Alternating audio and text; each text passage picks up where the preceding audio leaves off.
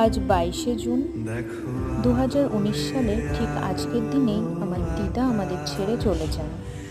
আমার দিদার মৃত্যুবার্ষিকী উপলক্ষে আমার একটি ছোট্ট প্রচেষ্টা মাত্র। আমার পক্ষে যতটুকু সম্ভব হয়েছে আমি চেষ্টা করেছি। এর জন্য নিজের কাছে সত্যি খুব ভালো লাগছে।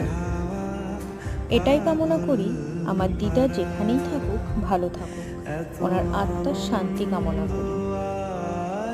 সকলের কাছে আমার একটাই অনুরোধ, সবাই যে যার সাধ্য মতো ওই মানুষগুলোর পাশে দাঁড়িয়ে, সকলের আশীর্বাদে আমি যেন সবসময় এনাদের পাশে দাঁড়াতে পারি, এনাদের পাশে থাকতে পারি। সবাই আমাকে সাহায্য করো, আশীর্বাদ করো। পারলে তোমরাও তোমাদের সাধ্য মতো এই ছোট্ট ছোট্ট অসহায় মানুষগুলোর পাশে এসে দাঁড়িয়ে, ভালো লাগবে। ধন্যবাদ সকলকে। আমার